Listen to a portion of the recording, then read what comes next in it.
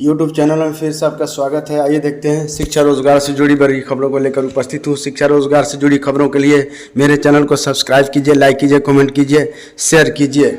370 और नियोजित शिक्षकों के सर्टिफिकेट फर्जी तो नहीं, शुरू होगी फर्जी घोषित करने की कार्रवाई। शिक्षा विभाग द्वारा जल्द फैसला लेने का आसार।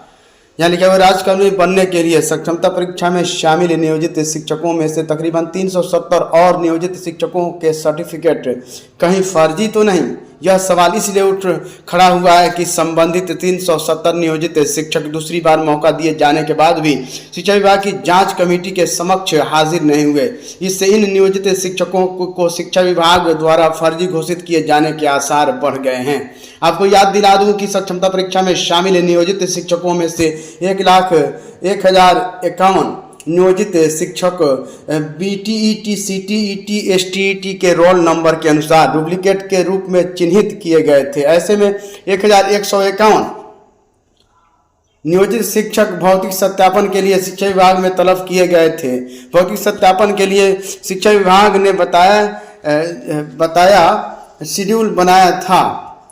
शेड्यूल के तहत शिक्षा विभाग के डॉक्टर मदन मोहन झा स्मृति सभागार में 7 मार्च से शुरू हुआ तक शेड्यूल के मुताबिक शिक्षकों के सर्टिफिकेट कहीं फर्जी तो नहीं।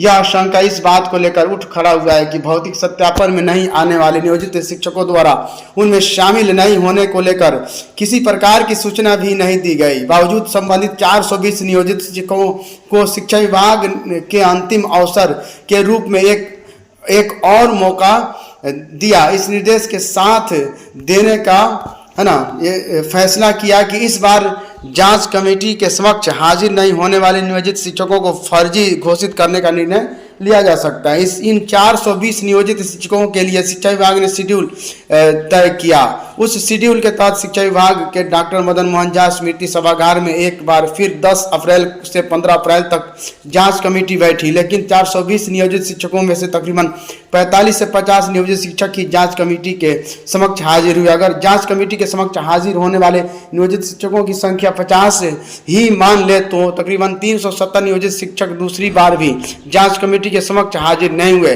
बहरहाल इस नियोजित शिक्षकों के मामले में अब शिक्षा विभाग के स्तर पर निर्णय लिया जाना है। हालांकि जांच कमेटी के समक्ष हाजिर होने वाले नियोजित शिक्षकों में भी पहली बार की तरह ही कई नियोजित शिक्षक फर्जी सर्टिफिकेट धारी।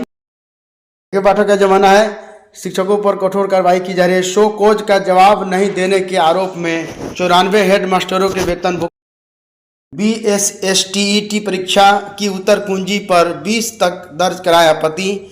बिहार विद्यालय परीक्षा समिति द्वारा आयोजित बिहार विशेष विद्यालय अध्यापक पात्रता परीक्षा BSSTET 2023 की परीक्षा की उत्तर कुंजी गुरुवार को वेबसाइट पर अपलोड हो रहेगी। परीक्षा समिति ने कहा है कि 23 व 24 फरवरी 2024 को CBT के माध्यम से आयोजित बिहार विषय अध्यापक परीक्षा की उत्तर कुंजी secondary.biharboard.online.com पर 18 अप्रैल को दोपहर बाद अपलोड की जाएगी। उत्तर कुंजी में अगर किसी प्रकार की कोई त्रुटि हो तो अभ्यर्थी वेबसाइट पर जाकर 20 अप्रैल तक आपत्ति दर्ज कर सकते हैं। आपत्ति दर्ज करने के लिए प्रति प्रश्न 50 रुपये भुगतान करना होगा। सक्षमता परीक्षा पास नियोजित शिक्षकों की काउंसलिंग जून में होगी।